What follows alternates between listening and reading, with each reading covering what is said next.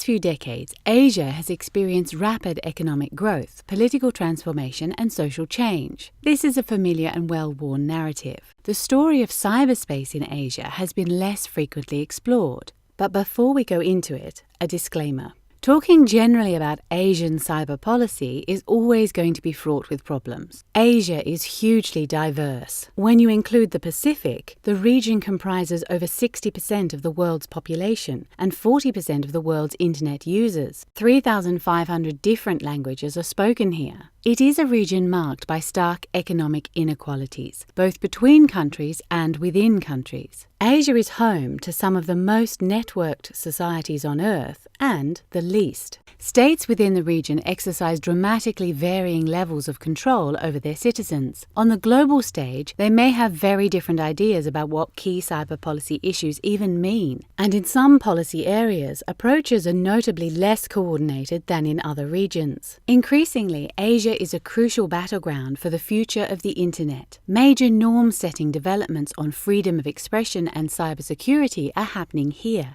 And it plays host to many competing visions of cyberspace, from China's Great Firewall to ambitious connectivity and e-governance schemes like Digital India. In this video, we can't pretend to capture everything. Instead, we want to give human rights defenders a basic grounding in the cyber policy landscape in Asia, where key policy issues are being discussed, and how civil society and other actors can engage effectively in these debates.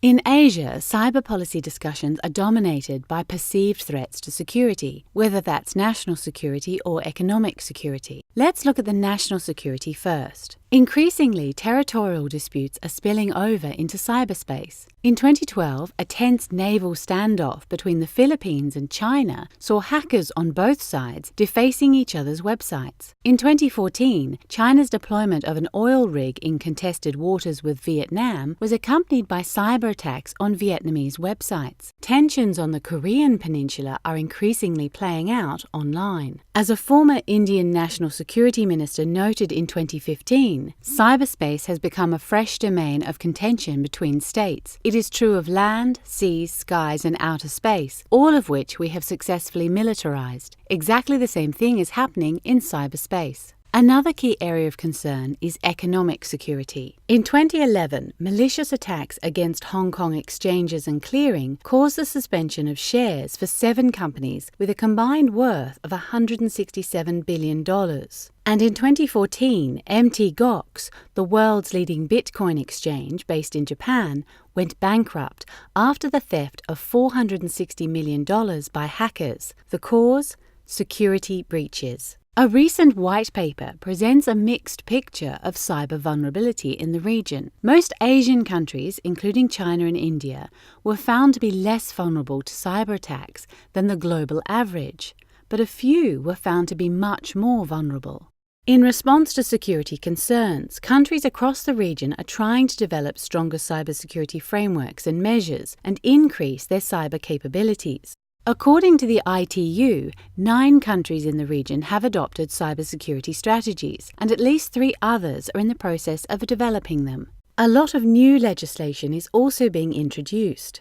In 2014, Pakistan updated its 130-year-old surveillance and interception law with the Investigation for Fair Trial Act, with the stated aim of regulating advanced and modern investigative techniques. And in response to fears that other states might be exploiting geospatial data, India has introduced a draft bill which would place heavy restrictions on unauthorized digital maps of its territory. But while often introduced in the name of cybersecurity, in some cases these new laws threaten to undermine human rights by introducing new surveillance measures and imposing controls on content. Human rights defenders are resisting this trend. In the Philippines, for example, a clause in the 2012 Cybercrime Prevention Act, which criminalized libel, was struck down after a campaign against it. The same activists then used crowdsourcing to draft a new bill, called the Magna Carta for Philippine Internet Freedom, in direct opposition to the law. And in India, an often misused section of the Information Technology Act, which criminalized the sending of offensive or annoying messages over the internet, was struck down after sustained public protest. In some states in Asia,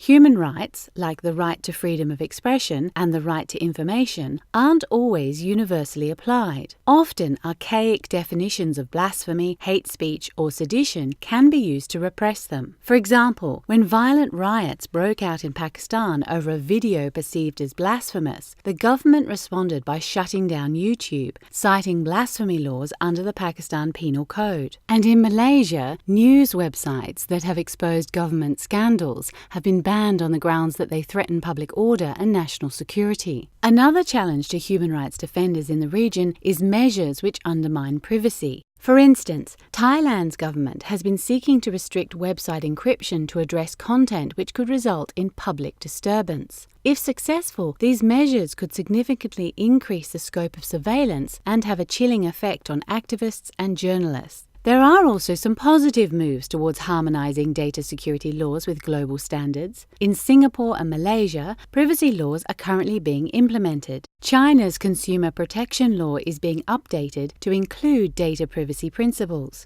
A task force to study right-to-be-forgotten reforms in South Korea has been set up, and at the regional level, a framework for privacy has been drafted by Asia-Pacific Economic Cooperation members. For human rights defenders, the obvious first point of engagement is the national level, where cyber policies, laws and frameworks have the greatest impact. As we've seen in the cases of India and the Philippines, human rights defenders can engage effectively at the legislative level, either by working with legislators or by challenging decisions in national courts. National cybersecurity strategies are another potential way in. These already exist in several countries in Asia, but are missing or still in development in others. Human rights defenders should follow the development of these strategies closely and ask questions. Does the strategy have a specific mechanism for stakeholder engagement? And what portion of the budget has been allocated for cybersecurity? But cyber issues don't respect national borders. Addressing them requires coordination at the regional and global level, with the involvement of different stakeholder groups. In Asia, regional cooperation takes many forms and varies depending on which part of the region you're looking at. In South Asia, coordination tends to be done through bilateral and multilateral channels. It remains one of the least integrated parts of the world, despite the existence of regional bodies. By contrast, East Asian regional cooperation has grown stronger over time and mainly centres on the Association of Southeast Asian Nations, or ASEAN, a political and economic organisation of 10 Southeast Asian countries. Unlike its African and Latin American counterparts, it doesn't have a court. But through its regional forum, efforts have been made to build a framework for addressing criminal and terrorist activity in cyberspace. Another influential regional force is the Shanghai Cooperation Organization, a Eurasian military, political and economic association of 6 states, with India and Pakistan soon to join. This is a state-dominated space, but an important one for cyber policy, with cybersecurity high on their agenda. Bodies dealing with technical issues are another important part of the landscape. The Asia-Pacific Network and Information Center, or APNIC, is one of the world's 5 regional Internet registries. It provides forums for Internet policy development, which human rights defenders can get involved in. And out of the many non-binding forums in the region, the Asia-Pacific Regional Internet Governance Forum is a place where human rights defenders can learn about emerging cyber policy issues, exchange best practice, and develop collaborations with other stakeholders. But what about forums at the global level, like the ITU, the London Process, and the UN Group of Governmental Experts? Outcomes of discussions in these forums can have big implications for regional and national approaches and policies in Asia. While they aren't necessarily binding in the way that national laws are, these discussions can set the norms which shape the wider cyber policy environment. But the reverse applies too. Regional initiatives like the Wuzhen Summit aim to project regional norms onto the global level. We said at the start of this video that generalizations about cyber policy in Asia would be unwise. There's no one right way to engage as a human rights defender. These structures and forums are complex. What works in one might not in another. But we hope that this video at least provides a starting point for a bigger conversation.